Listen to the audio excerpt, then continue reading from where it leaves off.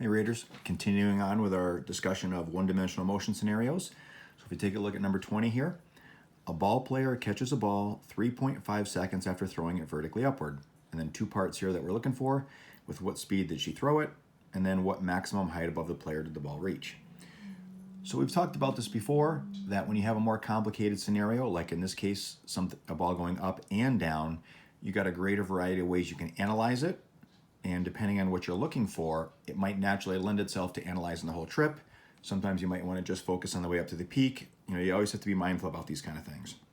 So for part A, with what speed did she throw it? There's no specific advantage to analyzing up to the peak or whole trip here. So given the fact that the information that we're told, a ball player catches a ball 3.5 seconds after throwing it vertically upward, since that involves the whole trip, for that reason alone, let's just analyze the whole trip for part A here. So again, you got to declare that you're doing that, analyzing the whole trip. So let's see what we know here. On the surface, it seems like we don't know too much. We know time. It takes 3.5 seconds for the ball to go up and then come back down. And we know the entire time it's in the air, whether it's on the way up or on the way down, gravity's accelerating it downward at negative 9.8 meters per second squared. And then another value that we know here, and we have to kind of infer some things from the scenario. We're going to have to kind of assume a simplified scenario of when she throws the ball up, when she catches it, she basically catches it at the same height from which it was thrown. Based off of that assumption, the ball's displacement is going to be 0 meters. Remember, this is the distinction between distance and displacement. If an object only moves in one direction, distance and displacement are interchangeable. But as soon as an object changes direction, distance and displacement are no longer the same thing. And displacement is where does something end up compared to where it started. So assuming she caught it at the same height from which she threw it, the ball didn't end up higher or lower than when it started, displacement 0. So for part A, with what speed did she throw it? That would be initial velocity. So this combination of variables sets up for D equals VIT plus 1/2 AT squared.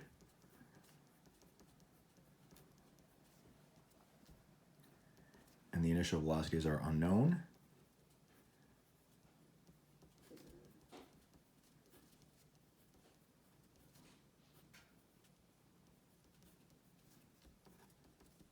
So 0 equals 3.5 VI minus this constant here.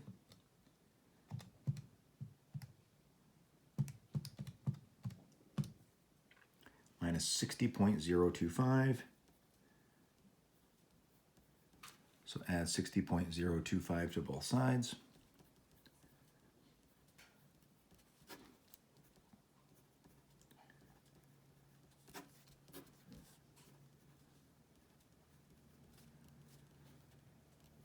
Divide both sides by 3.5. So the ball's initial velocity ends up being 17.15 meters per second. Then part B asks what maximum height above the player did the ball reach? Well, here's an example where it's the same scenario, but based on what's being asked, it makes more sense to just analyze, instead of the whole trip, to just analyze up to the peak. So you got to make sure you're keeping that straight in your own head as you go through this problem, and that correspondingly you document that as well. Because some variables, some values that may be true for, say, the whole trip are not necessarily going to be true for up to the peak. So, and since we already did part A, we now have an extra piece of information to work with that we did not have before. So we actually have a couple different ways we can go about this. So for analyzing up to the peak, our initial velocity, we didn't know it before, but we do now, 17.15 meters per second. And again, because we're talking about up to the peak, that final velocity is 0, because that's what it means to be at the peak. At that instant, the ball's not moving up or down, so its velocity is 0. And then gravity's pulling down at negative 9.8 meters per second squared. Now notice here, I'm not going to be worrying about using time, because with this combination of variables, I already have enough to work with. But we had some options. We know that due to the symmetry of motion, that the time up equals the time down.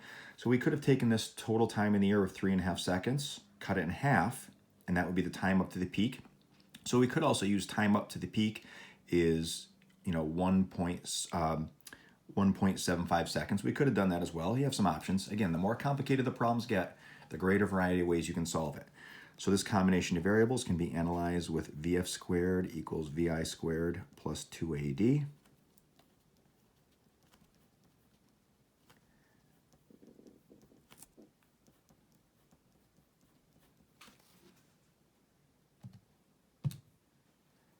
So we have 0 equals 294.1225 minus 19.6D. Add 19.6D to both sides.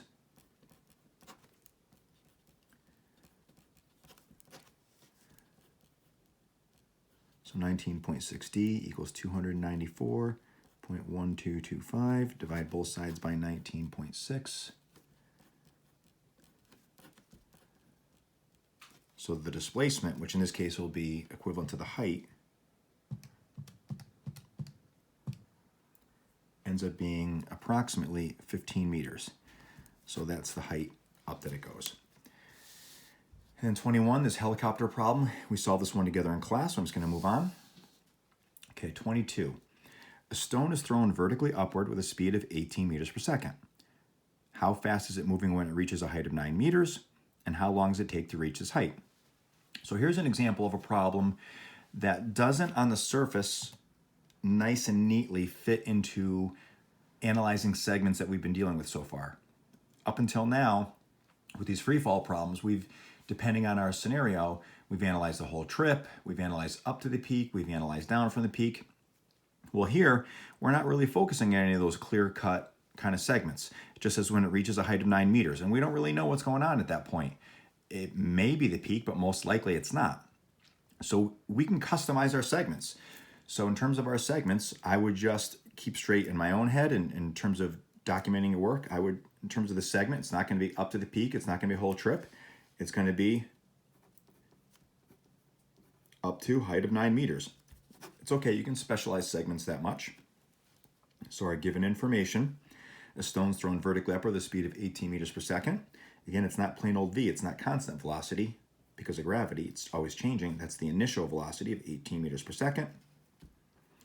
Acceleration from gravity, again, if we stick with the convention of up is positive, down is negative, so the initial velocity is positive because it's thrown upward, but gravity is always pulling down, 9.8 meters per second until it reaches a height of 9 meters. Well, in terms of our equation variables, that's d.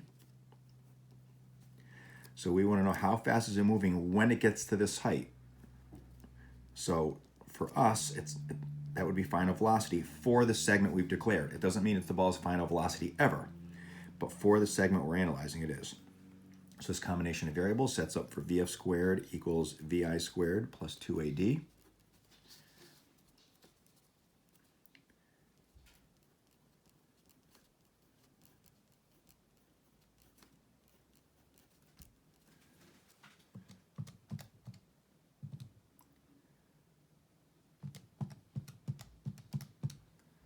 So we have VF squared equals 324 minus 176.4.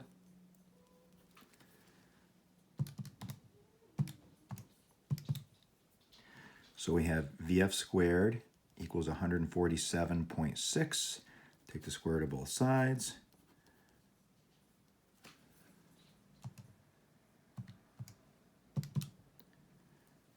So it's going about 12.1 meters per second when it's reached a height of 9 meters. So since this is a positive value, it means it's still on the way up. So not that it matters necessarily for answering that question, but since it at that height of 9 meters, it still has a positive velocity, that means it's still on the way up. And then part B, how long does it take to reach this height? Well, we can once again analyze the same segment. Just kind of draw a little arrow over here showing that that same segment that we're analyzing, that given information still applies. And now we're looking for, trying to find time. So now that we've figured out the final velocity at that height of 9 meters, we can use this as an additional piece of information if we want, or we're going to stick with the original stuff that we had. So if I stick with the original information we had, let's say we had done part B before we did A, so we didn't know the ball's velocity at 9 meters, then we could do the quadratic, d equals VIT plus 1/2 AT squared, where when it's been displaced 9 meters, starting with a velocity of 18 meters per second, and t is our unknown.